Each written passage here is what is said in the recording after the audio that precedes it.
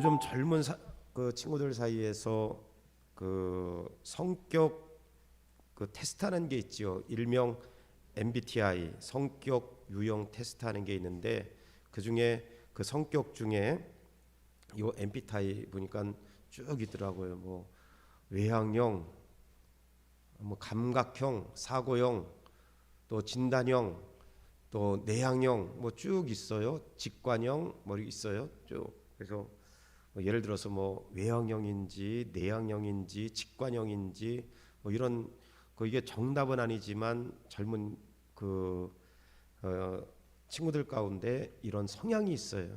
나는 뭐 T다, 뭐 나는 E다. 그 가운데 유형 중에 ENFP라고 하는 유형이 있어요. ENFP 일명 뭐 외향형 잘 저는 안 보이는데 외향형, 직관형, 감정형, 인식형. 그러니까 굉장히 활달한 외향형이죠. 그래서 일명 이런 외향형을 가리켜서 별명을 골든 리트리버형이다 이렇게 이야기해. 여러분 리트리버 아시죠? 개. 그거는 누구나가 다 좋아해. 이 개는 아무나 보고 그냥 이 덩치가 굉장히 큰데 우리 다음 주에 찬양 인도하는 이은복 목사님 그 집에도 리트리버가 있어요. 엄청나게 커요. 털도 엄청나게 빠져. 그러니까 이 리트리버는 누구나 다 좋아해. 다 좋아해. 이런 형이라는 거예요. 그래서 ENSP라고 하는 이 형은 누구나가 다 좋아하는 거. 한 시간만 있으면 다 친구야. 이런 골든 리트리버 형은 한 시간만 같이 차 한잔 마시면 오랫동안 사귀어온 친한 친구라고 본인은 생각하는 거예요. 여기 혹시 그런 분 있어요? E라고 생각하시는 분 있어요? 여기 외향형? 우리 교회는 E라고 생각하는 분들 그렇게 많지는 않아요. 근데 여하튼 한 시간 동안 같이 있으면 다 누구하고도 막 친한 거예요. 그런데 문제는 너도 친구, 너도 친구, 너도 친구, 너도 친구 다 친구인데 문제는 뭐냐면 상대방은 자기를 갖다가 친구라고 여기지 않는 거. 그게 문제죠. 그래서 종종 여기 골든 리트리버 형 같은 이런 친구들이 이런 성향을 가지고 있는 분들이 종종 당황할 때가 어떤 때 당황하냐면 자신은 친구라고 생각하는데 상대편은 나를 친구라고 생각하는 게 아니라 그냥 알고 있는 지인 정도로만 생각하고 그렇게 이야기할 때 굉장히 당황하지만 그 당황하는 것도 금방 잃어버려 사실은. 이런 형은 굉장히 성격이 좋다고 이야기하죠.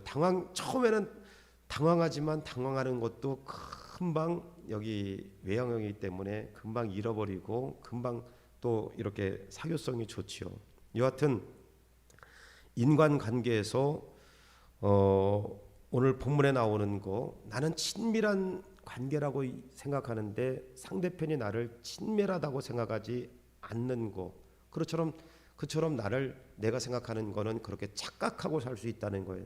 난 이 사람도 친구고 이 사람도 친구고 이 사람도 친밀한 친구라고 생각하는데 상대방이 나를 그렇게 생각하지 않는 착각 속에 빠져 있는 이런 일들이 우리가 삶을 살아갈 때 종종 일어날 때가 굉장히 많습니다. 근데 오늘 우리가 읽었던 누가복음 10장 25절에서 37절에 나오는 율법 교사에 대한 말씀이 바로 딱 그 말씀이에요. 10장 29절에 이 사람이 자기를 옳게 보이려고 예수께 여짜오되 그러면 내 이웃이 누구입니까? 지금 율법 교사가 주님께 찾아와서 물은 거예요. 예수님, 영생은 어떻게 해야 얻을 수 있습니까? 여러분 지금 10장 우리가 읽었던 말씀 25절부터 37절까지 율법 교사가 영생 얻는 방법에 대해서 모르는 사람이 아니에요. 이 사람은 밥만 먹고 지금 우리 식으로 하면 밥만 먹고 신학 사전 펴놓고 성경책 펴놓고 밥만 먹고 성경을 연구하는 사람이고 율법을 연구하는 사람이에요. 근데 그 사람이 지금 뭐라고 이야기한 거예요? 예수님께 와서 예수님 내가 어떻게 해야 영생을 얻을 수 있습니까? 정말 예수님께 와서 영생 얻는 방법을 묻는 그 태도가 아니라 지금 예수님 다 알고 있으면서 예수님 떠보기 위해서 온 것이죠. 그때 예수님께서 뭐라 그러셨어요? 하나님을 사랑하고 이웃을 사랑해라. 그랬더니 이 사람이 난 하나님도 사랑하고 이웃도 사랑했습니다. 하나님도 사랑하고 이웃도 사랑했습니다. 그리고 이 사람이 묻는 게 그렇게 묻는 거예요. 그러면 자기를 옳게 보이려고 예수께 여짜오되 그러면 내 이웃이 누구입니까? 내 이웃이 누구입니까? 지금 예수님께 몰라서 영생을 얻는 거에 대해서 몰라서 예수님께 묻는 것도 아니고 이웃이 누구인지 모르기 때문에 이 당시에 많은 사람들에게 소문이 나고 영향력을 주었던 예수님께 찾아와서 예수님 그러면 내 이웃이 누구입니까? 몰라서 율법교사가 예수님께 반문하는 거 아니에요. 예수님 내가 누구까지 사랑해주면 완벽하다고 인정받겠습니까? 내가 그어놓은 경계선이 맞지요. 내가 그어놓은 경계선이 맞지요. 무슨 이야기냐면 율법사들 유대인들에게 있어서 이웃은 자기들이 딱 경계해 놓는 거예요. 이런 사람 이런 자격 율법적으로 이렇게 그 철저하게 율법을 지키고 철저하게 예배를 드리고 철저하게 11조를 하고 거룩하고 성결하게 삶을 살아가는 이런 사람들이 내 이웃이라고 이미 바운더리를 딱 치고 있는 이 편견이 이미 이 율법사에게 있는 거예요. 자기에게는 이미 누구 이런 선은 내 이웃이고 이런 사람들은 내 이웃이 아니라고 생각하는 거예요. 다 이미 이웃에 대해서 정의와 그리고 선긋기를 딱 한 다음에 예수님께 묻는 거예요. 내 이웃이 누굽니까? 내 이웃이 누굽니까? 팀 켈러라고 하는 목사님이 그의 책 탕부의 하나님에서 그런 말을 했어요. 다 같이 한번 읽어볼까요? 시작. 종교적인 사람들은 규칙을 잘 지키고 선을 행하기 때문에 하나님과 굉장히 특별하고 친밀한 사이라고 착각한다. 그러나 그들의 진짜 속셈은 율법을 무기로 하나님을 통제하고 이웃을 위해서 군림하려는 것이다. 종교적인 사람들은 자기가 규칙을 잘 지키고 선을 행하기 때문에 지금 율법사지요. 선을 행하기 때문에 하나님과 굉장히 특별하고 친밀한 사이라고 착각한다. 그러나 그들의 진짜 속셈은 율법을 무기로 하나님을 통제하고 이웃을 위해 군림하려는 것이다. 지금 예수님께 먼저 찾아와서 율법교사가 영생 얻는 방법이 무엇입니까? 하나님 사랑, 이웃 사랑이다. 나 그거 철저하게 다 지켰습니다. 내 이웃이 누굽니까? 몰라서 예수님께 묻는 게 아니라 내 이웃은 이러한 사람이라고 이미 바운더리를 딱 쳐놓고 선을 긋고 주님께 물어본 거예요. 팀 켈러 목사님이 이야기한 것처럼 종교적인 사람들, 율법사와 같은 종교적인 사람들은 자기가 규칙을 잘 지키고 선을 행하기 때문에 하나님과 굉장히 특별하고 친밀한 사이라고 착각한다. 그러나 그들의 진짜 속셈은 율법을 무기로 하나님을 통제하고 이웃들 위해 군림하려는 것이다. 오늘 율법 교사 역시 그렇지요. 예수님 내가 딱 이만큼만 율법의 선을 지켰으니 나는 내 구원받은 거 안전하지요?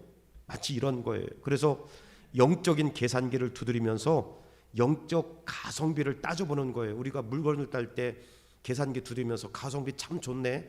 뭐 이런 커피값 참 가성비가 참 좋네. 뭐 이렇게 하는 것처럼 팀 켈러 목사님의 날카로운 통찰처럼 그는 하나님을 진심으로 사랑한 게 아니라 하나님과 친하다는 종교적인 평판. 잘 들어보세요. 율법교사로 이야기하자면 이 사람은 정말 하나님과 친밀한 그런 관계 속에 있는 사람이 아니라 지금 예수님 앞에 나와서 자기가 이만큼 율법을 지켰으니까 나는 의로운 사람이고 그리고 난 이렇게 거룩한 사람이라고 하는 칭찬과 평판을 듣고 싶어하는 거예요. 몰라서 예수님 찾아와서 영생 물어보고 이웃이 누구이냐고 물어본 게 아니라 자기가 인정받고 싶어하는 사람, 자기가 칭찬 듣기를 원하는 사람. 예수님은 이 율법 교사에게 나는 완전하게 하나님을 사랑하고 왜? 율법을 철저히 지켰으니까. 그리고 내가 이웃이라고 생각한 이런 사람들에 대해서 난 철저하게 그들을 이웃이라고 대하고 지금까지 지내왔습니다. 이렇게 생각하고 자기의 의와 평판을 인정해 주길 원하는 율법교사에게 예수님은 사마리아인에 대한 이야기로 그의 그 위선적인 그 가짜 친밀함, 위선적인 가면을 싹 벗겨내는 그런 말씀이 오늘 기록되어 있는 거예요. 네가 정말 친밀한 거 아니야. 너 하나님과 정말 친밀한 거 아니야. 쉽게 말하면 이거예요. 나는 그 사람하고 아까 그랬잖아요. 골든 리트리버스 형 같은 사람은 난 이 사람도 친하고 저 사람도 친하고 이 사람 다 내 친구야. 근데 그건 누구의 착각이에요? 자기 착각이라는 이야기예요. 그런 유형의 성격을 가진 사람은 그런 착각에 빠질 수가 있다는 거예요. 외향형 또 내향형을 가진 사람은 친구를 사귈 때 철저하게 딱 선을 긋고 이런 사람하고는 절대 두 번 다시 말 섞지 않는 그런 내향형인 성격이 있단 말이죠. 그런 사람에게 떠벌이처럼 막 친한 척하는 거는 굉장히 우스운 거죠. 율법교사 예수님께 와서 예수님 난 하나님 사랑도 철저하고 이웃 내가 생각한 바운더리 친 이웃도 이렇게 진심으로 사랑했습니다. 나 하나님 앞에 거룩한 사람 맞지요? 나 의로운 사람 맞지요? 나 하나님과 이렇게 친한 사람 맞지요? 근데 예수님은 아니라는 거예요. 이건 너만의 착각이라는 것을 오늘 사마리아인의 이야기를 통해서 그의 민낯을 싹 드러내는 것이에요. 오늘 이 말씀 가운데 본문을 통해서 우리가 두 가지를 살펴보길 원하는데, 첫째는 누가 나의 진정한 이웃인가, 그리고 또 하나는 이웃을 향한 주님의 명령이 무엇인가를 살펴보므로 은혜 받는 시간 되기를 주의 이름으로 간절히 축원합니다. 우리 다 같이 한번 읽어보겠습니다. 시작. 누가 나의 진정한 이웃입니까? 그러면 누가 나의 진정한 이웃입니까? 누가 나의 진정한 이웃입니까? 오늘 율법교사는 예수님께 찾아와서 당당하게 이야기한 거, 내 이웃이 누굽니까? 몰라서 지금 이 율법교사가 이야기한 게 아니에요. 이런 사람, 이런 사람, 이런 사람은 내 이웃이라고 딱 선을 그은 상태에서 예수님께 찾아왔는데 예수님 그거 잘못됐다고 말하는 거예요. 누가 내 진정한 이웃입니까? 율법교사의 이야기가 아니라 오늘 이 말씀을 듣는 저와 여러분들 가운데 나의 진정한 이웃은 누굽니까? 오늘 이 물음 앞에 여러분들이 신앙으로 고백할 수 있는 저와 여러분 되기를 주의 이름으로 간절히 축원합니다. 말씀 한번 읽겠습니다. 시작. 어떤 사람이 사마리아 사람은 여행 중 거기 이르러 그를 불쌍히 여겨 가까이 가서 기름과 포도주를 그 상처에 붓고 싸매고 자기 짐승에 태워 주막으로 데리고 가서 돌봐 주니라. 그 이튿날 그가 주막 주인에게 데나리온 둘을 내어주며 이르되 이 사람들을 돌봐주라. 비용이 더 들면 내가 돌아올 때에 갚으리라 하였으니, 내 생각에는 이 세 사람 중에 누가 강도 만난 자의 이웃이 되겠느냐? 지금 누가 누구에게 이야기하는 거예요? 예수님께 찾아와서 예수님, 저는 하나님도 사랑하고 이웃도 사랑합니다. 그래? 그러면 물어보는 거예요. 내 이웃이 그러면 누굽니까? 내 이웃이 누굽니까? 내 이웃을 내 몸과 같이 사랑하라고 말씀하시니까 내 이웃이 누굽니까? 그렇게 물어보는 율법교사에게 예수님께서 사마리아인의 이야기를 쭉 이야기하면서 강도 만난 사람이 있는데 제사장도 강도 만나서 거반 죽게 된 사람을 그냥 쓱 지나가고, 여러 가지 이유가 있겠죠.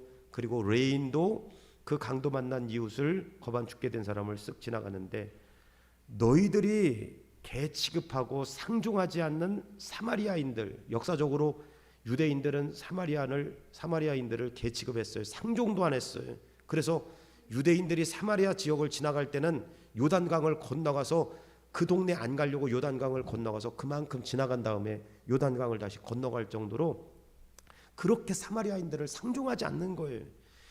여러분, 율법 교사에게는 사마리아인이라고 하는 이 사람들은 자기 이웃이라고 생각하지 않는 거지요. 나는 이웃이 바운더리를 딱 쳤는데 그 바운더리 안에, 그 틀 안에 사마리아인은 아니야. 근데 예수님은 물어보는 거예요. 강도 만난 자가 거반 죽게 되었는데 제사장은 지나쳤어요? 레인도 지나쳤어요. 거룩하고 율법을 연구하고 제사를 집례하고 제사 집례하는 것을 늘 옆에서 돕고 그 일을 진행했던 거룩한 제사장과 레인들, 하나님의 말씀대로 살았다고 이야기하는 이 사람들은 강도 만나서 거반 죽게 된 사람을 그냥 쓱 지나간 거예요. 그런데 사마리아인은 어떻게 했어요? 그 사람을 데리고 가서 기름으로 닦아주고 그 피를 닦아주고 그리고 자기 나귀에 태워서 주막으로 가서 다 먹을 것 입혀주고 싸매주고 그리고 그 주인에게 뭐라고 이야기했냐면 2데나리온을 주면서 이것 가지고 이 사람들을 보살피고 그리고 혹시라도 돈이 더 들면 내가 갔다 오는 길에 그 비용을 지불하겠다. 사마리아인이 이렇게 대답한 거예요. 그리고 예수님께서 율법 교사에게 물어봤잖아요. 너는 제사장, 레인, 이 사마리안 중에 누가 진정으로 강도 만난 자의 이웃이라고 생각하느냐? 이웃이라고 생각하느냐? 이렇게 물어본 거예요. 여러분, 현대인들 가운데 하나 나타나는 그 특징 가운데 뭐냐면 정서적으로 역사상 가장 긴밀하잖아요. 지금 여러분 다 핸드폰 다 저도 어디 갈 때 되게 웃기면서도 저도 핸드폰 전화 올 때도 그렇게 많지 않은데도 불구하고 맨날 핸드폰 가지고 다녀요. 그리고 또 맨날 그거 본다고요. 그리고 핸드폰 가지고 막 카톡하고 얼마나 여러분 긴밀해요. 요즘에 얼마나 가까워요. 이영호 사님 지금 계신데도 뭐 했냐고 물어보면 금방 또 답하셔. 저 호주에 가 있는데도 이원혁 성도님 금방 답해. 그러니까 그렇게 12시간 비행기 타고 가야 되는데도 카톡으로 치면 금방 또 답하셔. 얼마나 여러분 긴밀하고 가까워요. 그런데 문제는 뭐냐면 이런 긴밀한 그 가까운 사회 속에서 정서적으로는 고립된 시대에 우리가 살고 있다고요.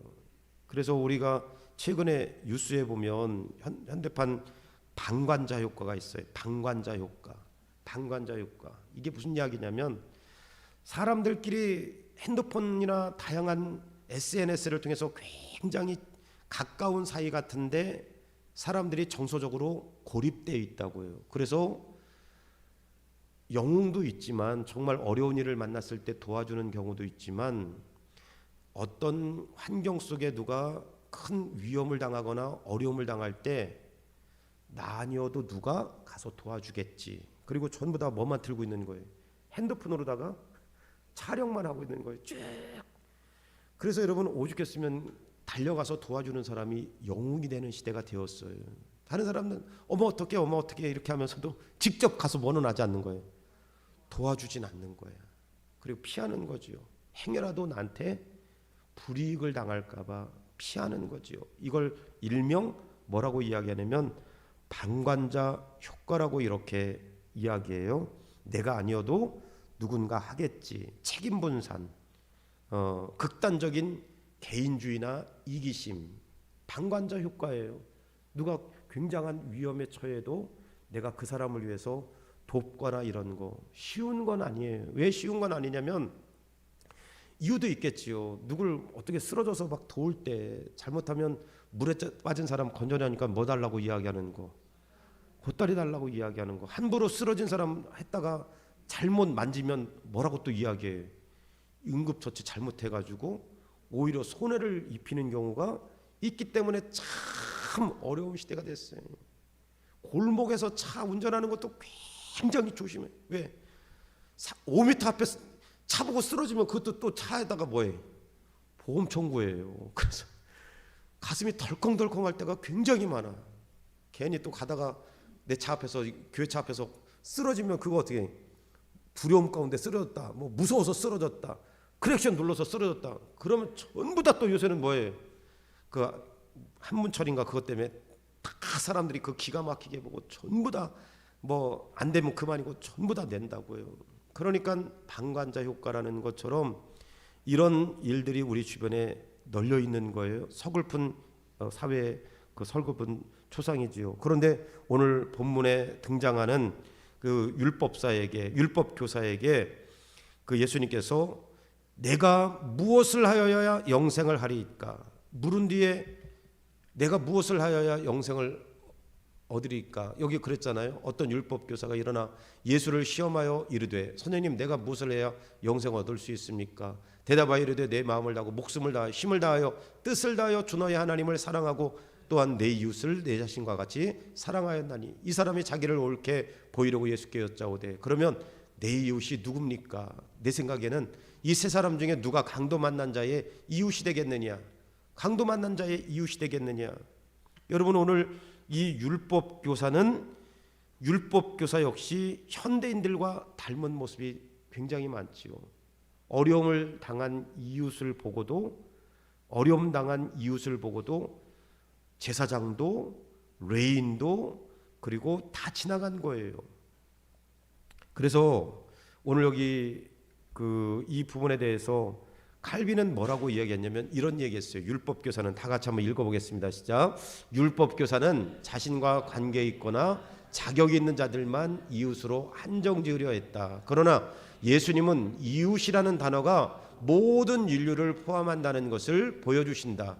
아무리 멀리 떨어져 있고 아무리 이방인 같아 보일지라도 고통받는 모든 인간은 하나님의 형상대로 지음받은 우리의 이웃이며 우리는 그들을 도울 의무가 있다. 여러분 이웃은 내가 정하는 게 아니라 어려움 만난 그 사람을 도와줄 때 그 사람이 이웃을 정하는 거예요. 율법이 완전한 사람, 이 사람 내 이웃이야. 거룩하고 정결한 사람, 이 사람 내 이웃이야. 유대인, 이 사람 내 이웃이야. 사마리아, 이 사람은 내 이웃이 아니야. 여러분 이런 게 아니라 오늘 예수님의 말씀 가운데 그리고 칼빈의 주의 가운데 이야기했던 것처럼 아무리 멀리 떨어져 있고 아무리 이방인 같아 보일지라도 고통받는 모든 인간은 하나님의 형상대로 지음받은 우리의 뭐라고 그래요? 이웃이라는 거예요. 이웃이라는 거예요. 또 여기 메투엘리는 그렇게 이야기했어요. 17세기의 그 주석학자 메투엘리도 이렇게 이야기했습니다. 한번 다 같이 한번 읽어보겠습니다. 시작. 제사장과 레위는 성전의 직무를 수행하는 자들이었으나 정작 가장 큰 율법인 자비를 저버렸다. 그리스도께서 원하시는 참된 경건은 성전 문 안에서만 머무는 것이 아니라 고통당하는 길거리 위에서 증명되는 것이다. 사마리아인은 자비를 베풀므로써 참된 종교가 무엇인지 삶으로 입증했다. 여러분 그렇다면 오늘 살아가는 이 시대를 살아가고 현실을 살아가는 우리에게 누가 나의 진정한 이웃입니까? 이런 질문을 한다면 우리가 어떤 대답을 할 수 있어야 되는가? 누가 나의 진정한 이웃입니까? 칼빈처럼 아무리 낯설고 멀리 떨어져 있어 보일지라도 지금 내 눈앞에서 고통당하고 있는 바로 그 사람이 내 이웃이라는 것이지요. 세강교회 다니는 사람, 우리 집 옆에 있는 이웃 주민, 또 우리 내가 늘 알고 있던 이 사람만 내 이웃이 아니라 이 사람만 내 이웃이라고 바운더리 칠 게 아니라 성경에서 우리에게 가르친 것은 뭐냐? 잘 모를지라도 멀리 떨어져 있을지라도 또 낯선 사람일지라도 우리가 방관자 효과처럼 그냥 핸드폰에 그 동영상만 찍고 사진만 이렇게 찍는 것으로 그치는 것이 아니라 모르는 사람이라 할지라도 처음 본 사람이라 할지라도 그 사람이 어려움을 당한 처지에 놓여 있다면 그 사람을 돕는 것이 마땅히 내 이웃에 대한 자세라는 것을 성경이 우리 가운데 가르치고 있는 것입니다. 오늘 우리는 스마트폰 카메라 뒤에 숨어 상황을 간망하는 현대판 방관자기들을 거부하고 성전 안에 경건에만 머물러 있는 제사장과 레인의 위선을 버리고 현장에 나가서 삶 속에서 어려움 만난 사람들을 내가 직접 만나는 것이죠. 삶 속에 예를 들면 출근길에 등굣길에 우리 일상생활 속에서 내가 먼저 그들의 이웃이 되는 거. 여러분 강도 만난 사람처럼 거반 죽기 일보 직전에 있는 이런 사람들이 아니라 우리 주변에는 강도 만난 사람처럼 마음이 어렵고 사는 것이 각박한 세상에서 사는 것이 어렵고 한숨이 나올 정도로 이렇게 힘든 사람이 있어요. 그런 사람들에게 여러분들은 어떻게 하면 되냐? 힘든 거 있어요. 커피 한 잔이라도 갖다 주고 빼주고 나는 교회 다니는데 내가 누구를 위해서 기도해 줄게요. 이런 말 한마디라도 하는 거. 오늘 여기 나와 있는 저와 여러분들 가운데 하나님 내가 주체가 되어서 사랑의 대상을 계산하는 이기심을 내려놓고 어려움을 만난 이웃이 되어주기 위해 먼저 손을 내미는 참된 그리스도인의 삶으로 경건을 증명하는 우리 세강교회 성도들이 다 되어지기를 주의 이름으로 간절히 축원합니다. 주님, 내가 강도 만난 자의 이웃이 되어주기를 원합니다. 정말 무서운 강도가 아니라 삶 속에 어려운 일들을 만난 사람들 많잖아요. 자식 때문에 속상하고 건강 때문에 괴로워하고 물질 때문에 염려하고 여러 가지 진로 때문에 막혀있는 일들 때문에 힘들어하는 사람들. 여러분 이번 주 한 주간 동안 여러분들이 그들의 이웃이 되어주기를 주의 이름으로 간절히 축원합니다. 말 한마디 여러분 따뜻하게 하는 것도 선한 사마리아인의 역할을 감당하는 거예요. 두 번째 한번 읽겠습니다. 다 같이 시작. 예수님은 너도 이와 같이 하라는 말씀의 의미는 무엇입니까? 예수님의 너도 이와 같이 하라는 말씀의 의미는 무엇입니까? 다시 한번 누가복음 10장 37절 말씀 다 같이 한번 읽어보겠습니다. 시작. 이르되 자비를 베푼 자니이다. 예수께서 이르시되 가서 너도 이와 같이 하라. 예수께서 이르시되 가서 너도 이와 같이 하라. 사마리아인은 단순히 불쌍히 여기는만 풀지 않았어요. 제사장 강도 만난 사람, 제사장이 어떤 일을 하고 있는지 모르지만 어떤 바쁜 일이 있었는지 모르지만 강도 만난 사람을 지나쳤어요.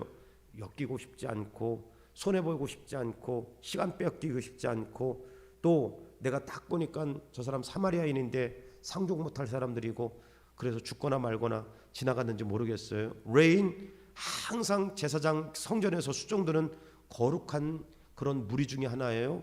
그럼에도 불구하고 강도 만난 사마리아인 지나가 버렸어요.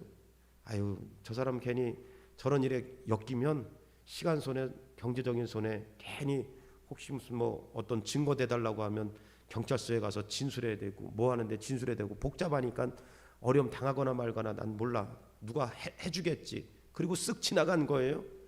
그런데 오늘 사마리아인은 낯선 강도 만난 사람을 직접 자기 나귀에 태웠어요.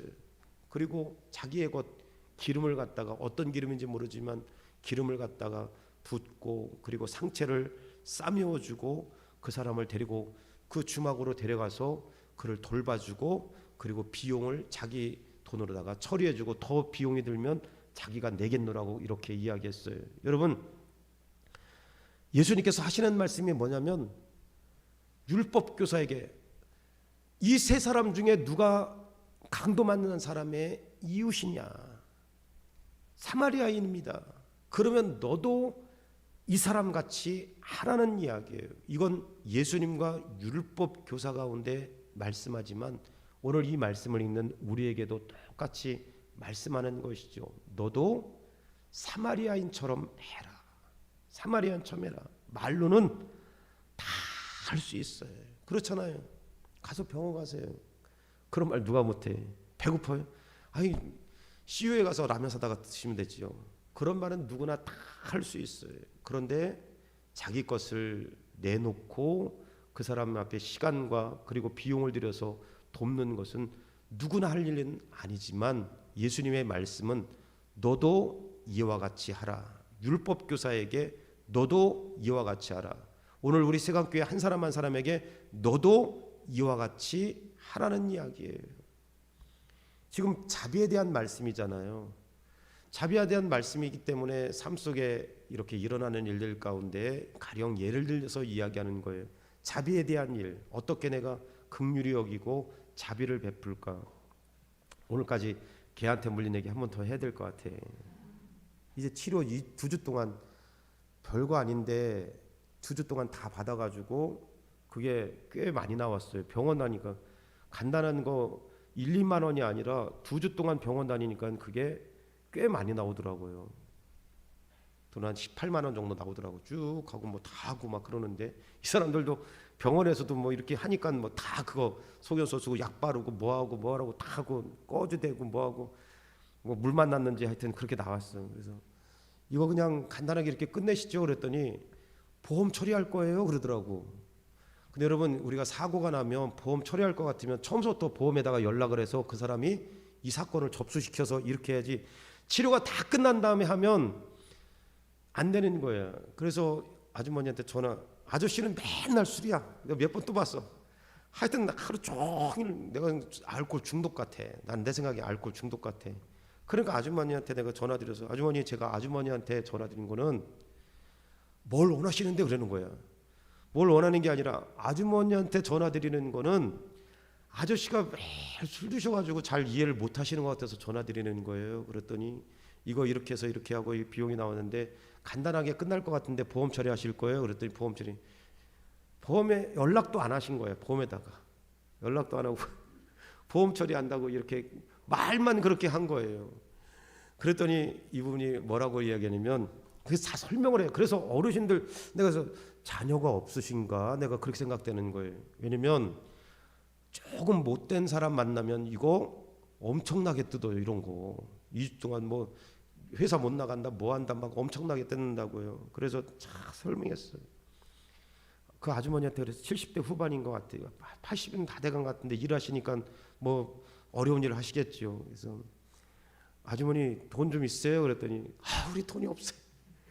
그러니까 보험회사에다가 연락하시면 그 보험회사 저한테 주고, 또 요즘에는 직접 그 사람하고 만나는 게 아니라 영수증 이렇게 처리해서 보내면 그 사람이 다 알아서 이렇게 하고 뭐 보상해서 다 이렇게 하고, 이건 간단하게 끝날 문제예요. 아주머니가 나서지 않아도 돼요. 아주머니가 보험회사에다가 돈을 지불했기 때문에 보험회사에서 다 하라는 것이지, 보험회사에다가 또 아주머니한테가 이렇게 연락 안 하셔도 돼요. 그 사람들이 직접 저한테 연락하고 다 설명을 쭉 했어. 했더니 뭐 복잡하니까 법대로 할 거예요. 그래도 또 끊는 거예요. 장로님 어떻게 돼? 그러다 나중에 전화가 또 왔어. 그래서 근데 이런 것도 신경 쓰고 싶다는데 전화가 왔어요. 법대로 하신다며? 내가 웃으며 그랬어. 그랬더니 내가 그래서 법대로 하면 일단 경찰서에 가서 조사받아야 되고요. 그리고 벌금 내야 돼. 왜냐면 개를 갖다가 끌고 다니면서 그렇게 함부로 해서 남을 물게 되면 벌금 내야 돼. 그리고 치료비 원하는 대로 보상과에서 다 전액 물어줘야 돼. 그리고 강아지 광견병 주사 안 맞췄는데 그거 법에 저촉돼서 30만 원이야. 그러면 이렇게 계산하면은요, 돈 1, 20만 원 가지고 끝낼 거 150만 원 이상 내야 돼. 내가 설명을 쭉 했어. 그때서야 죄송해요 그러더라고. 그러니까 일단은 이제부터는 거기 아주머니가 보험회사에다 돈을 냈으니까 그 보험 아주머니가 저한테 연락 올 수 있도록 이렇게 하시면 돼요. 그리고 그 번호 가르쳐 달라고 하는 거는 이해를 못 하니까, 어르신이니까 번호 가르쳐 주면, 접수증이 있으면 번호 접수증 내면 거기다가 연락하면 다 끝날 문제예요. 그래서 죄송해요. 어르신들 자녀들이 도와줘야 돼. 정말. 말뜻을 이해를 못 하고 이렇게 쭉 설명하면 그 법대로 한다. 법은 나를 위해서 있지 그분을 위해서 있지 않아. 그러니까 여러분, 그래서 이번 달에 자비에 대해서 내가 말씀을 안 전했으면 어떻게 할 뻔했냐. 여러분, 자비가 별거 있겠어요? 긍휼히 여기는 거예요. 참. 그래서 어르신들은 죄송해요. 어르신들은 도와주는 자녀들이 좀 있어야 되겠다. 이런 어려움을 만날 때 엄마 이렇게 하는 거야, 아빠 이렇게 하는 거야. 그리고 부모들이 직접 나서는 게 아니라 자녀들은 금방, 또 젊으니까 이해가니까 금방 해결하는 거예요. 그래서 보험회사에 연락이 와서 연락했더니 선생님 죄송해요.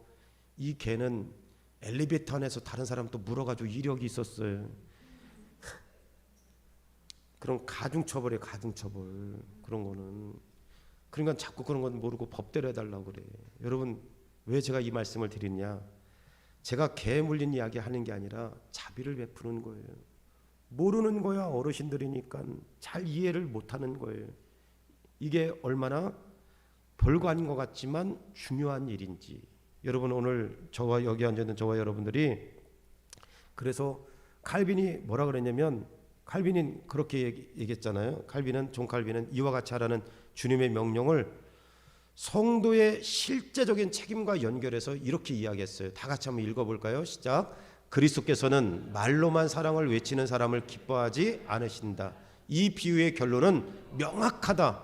우리가 하나님의 자비를 입었다면 손을 펴서 고통당하는 형제에게 실제적인 도움을 주어야 한다. 행함이 없는 사랑은 가짜다. 행함이 없는 사랑은 각자다.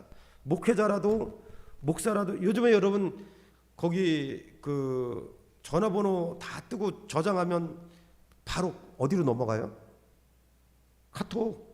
카톡에 넘어가면 거기에 뭐가 있어? 프로필 사진 있잖아요. 그러니까 카톡에 넘어가서 다 보니까 우리는 세강교회 다 있잖아. 이 사람 목사네. 다 알 거 아니에요. 내가 함부로 욕하고 그랬으면 어떻게 할 뻔했어. 함부로 뭐 돈 뜯어내고 그러면 어떻게 할 뻔했어. 다 아는데. 여러분 그런데 자비를 베푸는 거예요. 잘 모르시니까 어려우니까 그거 잘 이해를 못하니까 설명하고 이해하고 그 보험하는데 어르신들이 잘 모르니까 그 중간에서 잘 연결해서 이거 이렇게 어려움 당하지 않게 해줬으면 좋겠다고 어저께 토요일 날 다 얘기를 했어요. 여러분 한 가지 예를 들어서 이야기한 거예요. 여러분 삶 가운데 왜 이런 일 뿐이겠어요. 오늘 여기 앉아있는 저와 여러분들 가운데 강도 만난 이웃처럼 어려움 가운데 놓여있는 사람들에게 말로만 하는 거는 칼빈이 뭐라고 이야기했어요? 그건 가짜다. 여러분 낯선 사람이라도 어려움 만난 이웃에게 여러분들이 먼저 손을 내밀 수 있는 저와 여러분 되기를 주의 이름으로 간절히 축원합니다. 예수님이 우리에게 그렇게 하셨어요. 예수님께서 율법 교사가 사마리아인들을 갖다가 상중하지 않는 우습게 여기는 사람이라고 생각했어요. 그런데 여러분 예수님이 이 땅에 오실 때 율법 교사와 유대인들에게 예수님이 그렇게 우스운 그런 그 멸시당하는 그런 분이셨어요. 그럼에도 불구하고 예수님은 그런 외면을 당했음에도 불구하고 상중하지 못할 사람이라고 이렇게 외면을 당했음에도 불구하고 예수님께서 오셔서 사마리아인이 기름과 그 값을 지불하고 강도 만난 이웃을 도와준 것처럼 우리를 위해서 십자가에 보혈의 피를 물과 피를 다 쏟으셨다고요. 그 값을 지불하신 것처럼 대가를 지불하셔서 우리를 살리신 것처럼 오늘 여기 앉아있는 저와 여러분들이 하나님 너도 이와 같이 하라는 이 말씀처럼 힘들고 어려운 현실에 놓여 있지만 우리 주변에 지금 나보다 더 어려움을 만난 현대판 강도 만난 이웃이 있다면 이번 한 주간 동안 저와 여러분들이 시간을 내어서 물질을 들여서 마음을 들여서 기도하는 가운데 구체적으로 도울 수 있는 사마리아인이 될 수 있기를 주의 이름으로 간절히 축원합니다. 하나님 이번 한 주간 동안 내가 내 주변에 있는 사람에게 커피 한 잔이라도 빼주면서 요즘 힘들지 않아? 내가 위해서 기도하게 이런 한마디라도 할 수 있는 사마리아인의 역할을 감당할 수 있는 우리 세강의 성도가